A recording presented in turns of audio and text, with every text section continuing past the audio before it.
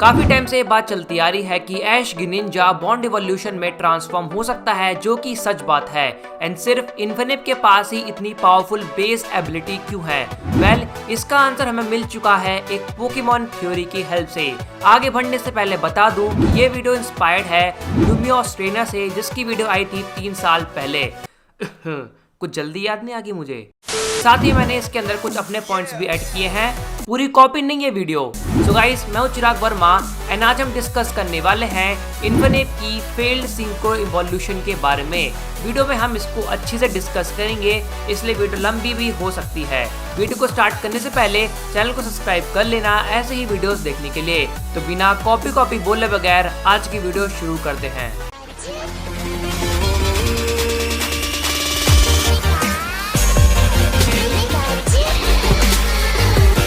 जब इन्फिनिट की blaze ability and bond evolution show किया गया था, तब हमें कुछ नया देखने को मिला था, क्योंकि इससे पहले हमें कुछ इतना पावरफुल एंड यूनिक चीज देखने को नहीं मिला था।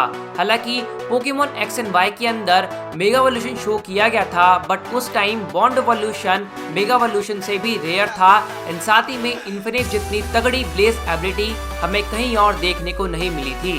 अब बात ये आती है कि बॉन्ड इवोल्यूशन का ब्लेज एबिलिटी से क्या कनेक्शन है।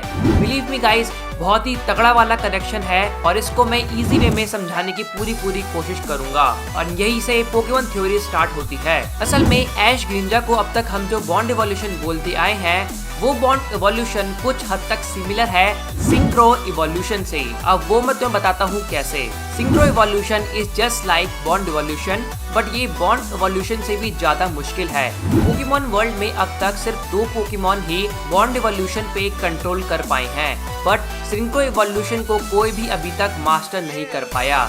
इन्फिनिट की जो ब्लेज एबिलिटी है, वो असल में एक फेल्ड सिंक्रो इवोल्यूशन है जो इन्फिनिट कभी नहीं कर पाया।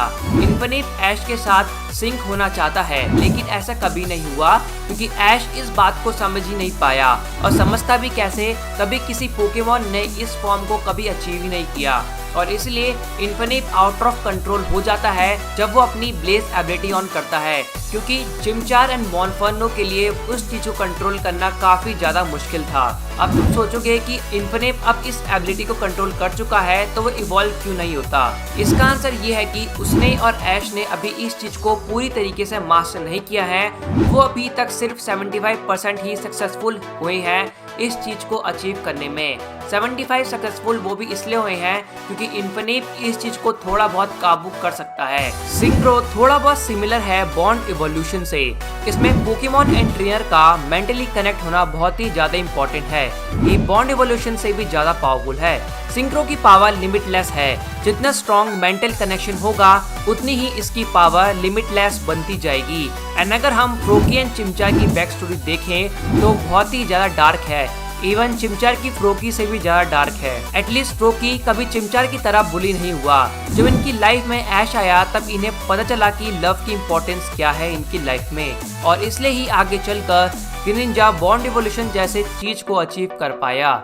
ऐश ने देखा है कि चिमचार ने कितना ज्यादा सफर किया है, पॉल ने कितनी बार उसे रुलाया है, उसे कितनी बार बुली किया है, और उसके बाद से ही ऐश के दिल में चिमचार के लिए फीलिंग्स इंक्रीज होती रही। अब एक बात ध्यान से समझने की कोशिश करना, ग्रीनिंजा ने जब फुली कंट्रोल नहीं किया था अपनी बॉन्ड इवोल्यूशन पर, तब उससे पहले ऐश एंड ग्रीनिंजा जब सिंक होते थे, तब उसके आसपास वाटर की बॉल उसको कवर कर लेती थी, सिमिलर टू इन्फिनिट। इन्फिनिट जब ब्लेज एबिलिटी ऑन करता है, तब हाई फायर उसके अराउंड होती है लाइक ऑरा, जबकि तुम अगर इस चीज को अदर पोकेमॉन्स की ब्लेज एबिलिटी से कंपेयर करोगे, तो वो बस ओनली ग्लो करते हैं। इसका मतलब इन्फिनिट की जो ब्लेज फायर है, वो इक्वल है ग्रीनिंजा के वाटर बॉल जैसे, और तब वो दोनों ही अपने 75% पावर पे थे।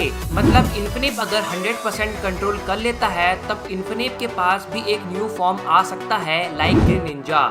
जब ग्रीनिंजा 100% कंट्रोल कर लेता है, तब वाटर की बॉल ग्रीनिंजा के बैक साइड पे वाटर शरीगन में कन्वर्ट हो जाती है एंड ग्रीनिंजा का लुक थोड़ा बहुत ऐश जैसा दिखने लगता है।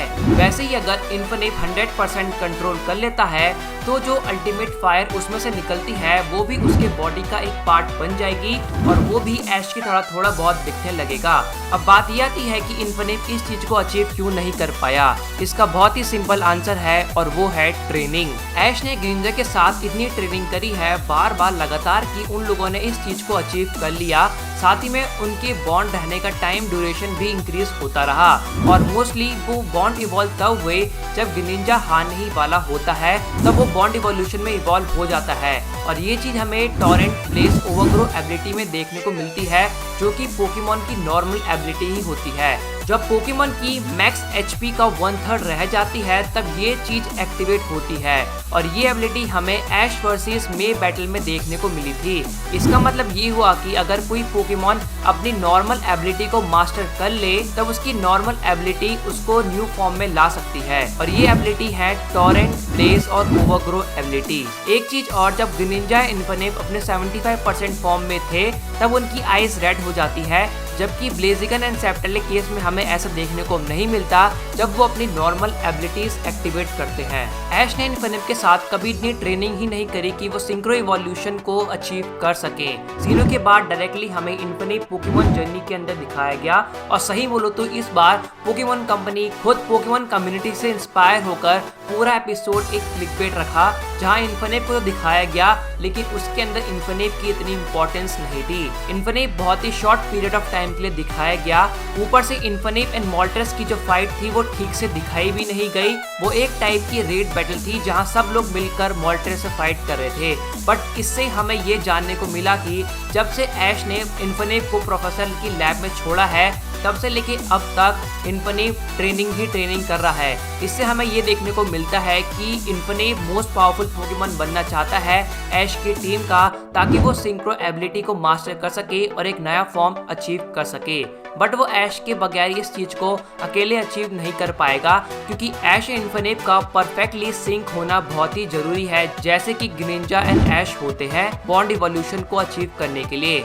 ऐश एंड इन्फिनिप को हमने एक बार सिंक होते हुए देखा है पोकेमॉन लीग की सेमीफाइनल बैटल के अंदर, जहां ऐश एंड इन्फिनिप की बैटल बॉल एंड इलेक्ट्रोवायर से होती है। वहां एंड में जाकर इन्फिनिप की ब्लेज एबिलिटी एक्टिवेट होती है और हमें उसकी फुल पोटेंशियल पावर देखने को मिलती है।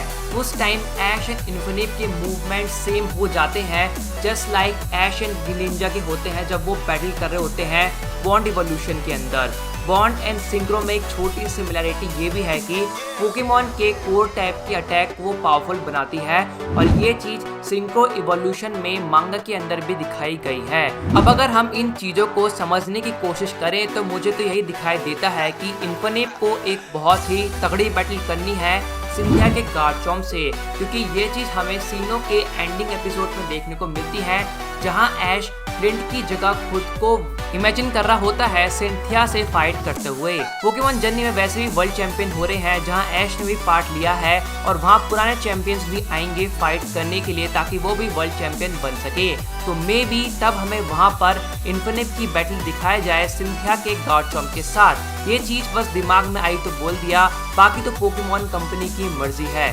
सो ये सब चीजें यही बताती है कि इन्फिनिप की जो इस टाइम करेंटली ब्लेज एबिलिटी है वो एक फेल्ड सिंक्रो इवोल्यूशन है, जिस चीज को वो अभी तक अचीव नहीं कर पाया है। जितना सिंपल हो सकता था मैंने उतना सिंपल समझाने की कोशिश करी है, और अगर कोई इन्फॉर्मेशन छूट गई हो तो प्लीज मुझे माफ कर देना। वीडियो अच्छी लगी हो तो लाइक कमेंट एंड शेयर कर देना, साथ ही में चैनल को सब्सक्राइब कर देना ऐसे ही वीडियोस देखने के लिए। So guys, thank you for watching this video. मिलता हूँ मैं तुम सबसे अगली वीडियो में।